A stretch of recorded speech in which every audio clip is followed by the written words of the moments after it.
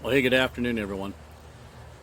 Coming to you from my undisclosed location, but I want to do a quick video, maybe not so quick, talking about the different stuff I carry when I go out. I have a lot of people asking, especially beginners, and as I teach folks here, I want to make this video so it's available to people. I can send them the links, and they can figure out what it is they need or want for themselves. So I'm going to start kind of with what to wear and then work all the way through the rest of my kit. So this is what you would expect to find on me if you run into me this morning out fly fishing for bonefish and other species. So starting at the bottom and working the way up, I wear a good pair of saltwater wading boots if I'm going to be in the heavier coral reef. If I'm going to be on the sand flats, I typically wear some sort of water shoes. Either way, I wear socks. I wear an ankle sock with the water shoes. I wear wet socks, wading socks with the boots. The sand gets in there, and if you don't have socks on, it will rub hot spots on you like nobody's business. So I wear the socks to protect my feet from getting those. I've got the scars to prove it, and nobody wants that. Next, I just wear a pair of whatever swim trunks, Columbia shorts. It's got to have pockets, mostly because I'm walking around either picking up stuff or putting things in it. I don't carry stuff in my pockets when I'm actually fishing, but I do carry stuff as I'm getting ready to go or getting ready to get on the water. It's a good place to put things. I wear Columbias because they've got a nice pocket on the side for my forceps to drop into, so if I'm busy and can't get them back in their sheath, I can just drop them in that holder pocket. Under that, I wear some sort of long line, can be compression shorts, bike shorts, whatever, Lycra. I think jams is the swim term, but I wear those to keep the salt water and the sand, if you're in the surf especially, it gets up in your stride, it will chafe, and again, not comfortable, so a little bit of Lycra fixes that. Next, I wear long sleeve shirts. I like pockets on my shirt, so I don't wear the hoodies and the pullovers, and they've all got very nice full length. They come to your sleeves. I find them constricting. I know they stretch and move, but they feel hot. I like to roll my sleeves up, so I like this style of shirt. That's just me, but I have to have pockets. If I don't have pockets, it's not a fishing shirt. I wear these gloves. I'm not no way paid. I got these gloves because they were the ones that looked the best on Amazon before I came out here. This is my fourth or fifth pair, and that's not because they're not well made. It's because I fish hard with them and they're in the sun all the time. These Fishaholic gloves are fantastic, not just for the sun protection, but the latex rubber on the inside. With your hands wet, you can still hold a fish. You don't need to squeeze them, and you can get control. Fantastic glove. Can't say enough good stuff about them. You can see the hat. I wear this religiously. I don't like buffs for much the same reason I don't like the pullovers. I feel constricted. I've never liked anything on my face like that, even when it's cold.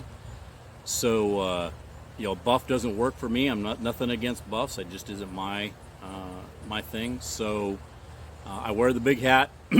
I wear a good sunscreen, and then on top are the sunglasses. I can't say enough about buying good lenses. These are Costa salt breaks. Doesn't matter if they're Maui Jims or Oakleys or whatever you like. Get them so that they're light, they're comfortable, and they're glass lenses. Going from plastic to glass, for years I bought the cheap ones and they were okay. But I'm telling you, owning these now, I will never go back. These are fantastic. These are the green copper tint, which works perfect on the flats where I fish. Last thing we'll talk about some of my pockets.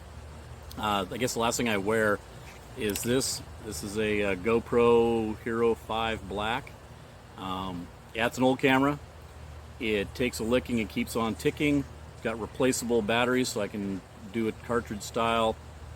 Quick change out on the chip as well, so I can really get a full day's out of this.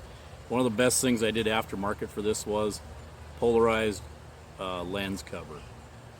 Really helps break out. You people can see better what I'm seeing. It's still not the same as my glasses, but you can see better what's going on in the water with this lens on there. In my pockets, start with the left. Didn't realize that was even open. This little baggie is my glass kit, so it's got alcohol wipes, the little tear apart aluminum packs, and a lens cloth. I can clean the camera lens, clean my glasses. The alcohol wipes are for getting the dried salt, especially in the surf. A film builds up on your glasses, and you need to wipe that off, and the alcohol helps cut all that and then clean it off and then dry it with the lens cloth.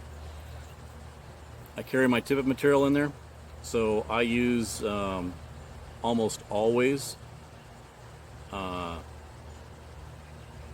fluorocarbon, couldn't find the word, and 20-pound test here for almost everything. Sometimes I will go to 15 and even 12 if the fish seem really picky, but that's generally only on the white sand. Almost everywhere there's coral, I just use 20-pound. It's what works. Other pocket just has one thing in it, and that's my day use fly box. I carry these small ones. This must be 2x3 maybe, or 2.5 by 3. Two-sided, clear lid. I can see what I've got. I can grab the flies. I have one for the inside, one for the outside, and it's got everything I need for a day's fishing. I also have the drying patch on my hat, which finding a drying patch I had no idea was such an undertaking. I ended up buying a car wash mitt that I cut apart to make a patch for this, a patch for my other hat, and I've got a lifetime of material for making drying patches. Apparently you can't get it out of sheepskin anymore. They used to be found everywhere, and now you can't find them anywhere. Anyway, that's everything that's on me. Now we'll talk about my pack. So it weighs about 8.5, maybe 9 pounds, maybe a little more depending on what's in there. And everything on here is designed to be accessible without me taking it off. It's more of an accessory hanging system than what's inside. It's more on what's on outside. So it's rigged right now for 2 rods. You can see I've got it rigged there, and that's where I usually carry my spare rod, is on my left side. But I can put another rod on my right side, and I've got this one on here to kind of demo that. But we'll break this down piece by piece. Everything on here that's designed to come off quickly is held in place with these, and I don't know if you can see it, but that is a safety lanyard for a credential holder. They're used in medical and in industrial environments where if you have something on your neck you need it to break away. These little plastic clips do exactly that. So I have modified the bag and added those to it so that I can quickly grab stuff off the bag. So if I want my rod, I literally reach behind me, push back, it breaks free, lift it from its holder, and I've got my rod. If I want the net, again, reach back, I can reach behind me, I can reach this net, I just snap it forward, the rod comes out, or the net's out, and I can set the net up. Camera's rigged the same way. I pull the other rod off here so we can get into everything. Camera is rigged the same way. I can reach behind me without taking anything else off while I'm fighting a fish, grab this camera, a little hung. Usually I'm pushing back and it slides right out. And we'll talk a little bit about this. So I'm using a reel case to protect my camera. It works great. Neoprene reel case because then it's quick and easy. So my camera is a Olympus TG5 Tough. Got this from a Brian O'Keefe lecture he was doing on taking better photography. I was using the GoPro, which is fantastic, but it doesn't do good high-resolution pictures. This camera does. I can't say enough good stuff about it, and it's got great settings. It's been dunked, dropped. I think it's got a 7-foot drop rating and a 30-foot water rating. I've had no issues with it. I do rinse it off when I get home, take the lens surround off so I can get in there and clean it all up. Battery lasts for multiple trips. Really, really love this camera. It sits on an aluminum rod that I had drilled on one end and tapped on the other to fit studs, and then into a metal mount. The reason it's on an aluminum rod and a metal base is I want the weight. I want the weight to hold this thing in the surf. It won't hold in heavy surf, but it'll hold in a fair surge. It'll take a bit on the stick. If it hits the camera face, it all goes in. But I can set this up to take pictures in, not knee deep, but mid thigh deep, or mid calf deep water, and not have to worry about it tipping over. It gets good bite on the sand. I can usually figure out how to balance it on a rock, but can't say enough about this camera. I've got it set for where I want it. I turn it on, set it up, push the self timer, grab the fish out of the net, take the picture, fish goes away, camera's fine, I don't need to worry about anything. So fantastic piece of gear to do that. On the back of the bag, I have an extra pair, kind of a heavier duty pair of fish gloves. This is a bit reinforced. If I catch something that I'm gonna, like the caudal fin on a GT can get a little tough, so I have these for that if I hook a big GT, or if I think I'm gonna hook a big GT. Extra sunscreen here, just a clip of I don't know, this bottle is probably 15-20 years old, but I keep filling it up with whatever brand of sunscreen I've got. Emergency whistle, just what you find on regular life coat, whatever. I found this on the beach and thought that'll be a good thing to stick on my pack.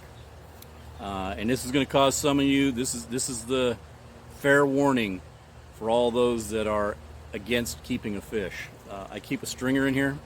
If I'm near the end, or I'm actually out to catch dinner, I have a stringer. So if I want to catch some snapper, pompano, or a grouper, I can string it and bring it home, keep it in the water until I can get it up and put it on ice. So fly fishing is a blood sport. I do kill and eat a few fish, not very many, and certainly not more than I can eat in 1 or 2 days. So that's the back of the bag. I bought this bag for this pocket and the D-rings. There are D-rings all over it. Another modification is I put this little pouch down here, and this little pouch is what supports the net, so the net can be clipped on the back with the safety rig. So it just hangs back there, sits in this pouch, and isn't going to fall off. We now come around to the front. My right shoulder strap has my forceps in it. It's in a Velcro pouch, drops down on a lanyard. I can drop this in the pocket of my shorts if I want to. This is it's Mustad. I'm not even sure where I got them, but this has been the best pair of saltwater forceps I've ever had. They're tough, they're strong, and they take a licking and keep on ticking. I can put them in the pouch on my shorts if I don't have time to restow that, or I'm trying to juggle too many things, but they're right here, they're ready access at my right arm. Left shoulder, I have my nippers. I use the Boomerang quick clips, and the retainer on these went bad, so I rigged up a retainer I got, and it's a measuring tape, so I can lay the fish against my rod, see where it fits, and then later I can check length if I want to know exactly what length the fish was. Just in a elastic pouch that I sewed on here. Everything you see, the D-ring, the pouch for the forceps, this pouch down here for my hook sharpener, which is what this is, a little diamond hone hook sharpener, knife sharpener. I all sewed on. I've sewed them onto the existing nylon web straps, just to the backpack where I wanted it. I know where this sits. I know exactly where everything needs to fit to have my clippers right here. And I also change this out if I'm carrying a thermometer for water temperature, all right here in front of me. So that's the outside of the bag. So there's a lot going on the outside, and that's really what this bag is for. It's the outside stuff. Let's open it up. I'm going to set it off the bench here so I can just pull stuff out. This is not pre-staged. This has literally not been opened since I packed it yesterday to go fishing today. Alright. First thing, you can't go fishing without jack links. That's the original recipe. Next thing, extra GoPro. This is an old GoPro 3 Hero. I still like this camera. It doesn't do high video, but with the right case on it, I can drop it in the water. I can take a picture. It's my spare backup, especially when the battery goes bad on the other one. But its battery is going bad, and just like the 5, I've got another one, should have arrived today. You can tell this is as I left it, because there's my empty water bottle. This is all I carry with me. I hydrate before I go. And then about an hour or 2 hours in, I drink this. And by then, by the time I'm starting to need more water, it's time to leave. You got only the tide cycle to fish, so this works for me. What else we got in here?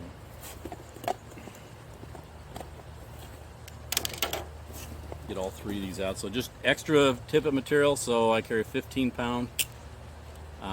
All my tippet material I have marked with a Sharpie so I can read it without glasses that it's 20-pound. And then this is 30-pound if I need to put on a whole new leader. Extra fly box with some bigger crabs and whatever else I think I might need. I have way more flies than I will ever use, as is evidenced by this pack thing. This is all my big stuff. I've got some poppers, some sliders, some clousers and simpers, and of course deceivers. It's probably my go-to fly here as a deceiver for most of the big stuff. Barracuda, trevally. I use a deceiver or a simper. What else we got? A couple of these are little Japanese mango gelatin cups. They're just a quick snack, some sugar in them, give you a quick burst.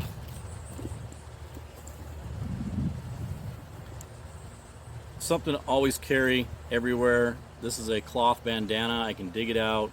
I can wet it with water from my bottle, wrap it around my neck to cool off, wipe off. I could use it to tie up something. Just so many uses for it, so I just carry one in the bag all the time. I know I said I don't wear buffs, but I do carry one with me just in case it's really beaten down on me, or I feel like I need the extra coverage. I will break it out, but I don't like wearing it. A few Band-Aids and some more alcohol strips. I carry the Band-Aids not so much for wound treatment, but they make great stripping guards in a pinch.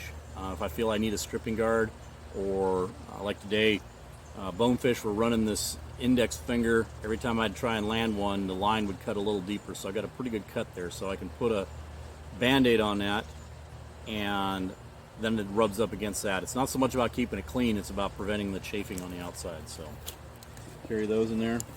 This is a Peter McLeodism, white gold, which is TP. As you can see, I don't plan to run out. Got a couple things of it, but when you gotta go, and it's not the time to be wondering if you've got it. So, and the last item, there's nothing else left in this bag except a knife, just an old Gerber. I've had this for, in fact, I think I carried this knife with me in Iraq, which was 15 years ago. But just a handy, it's got a serrated back, it's got a sharp front, cuts anything I need. I've only needed it once, and that was to remove some trash from the beach.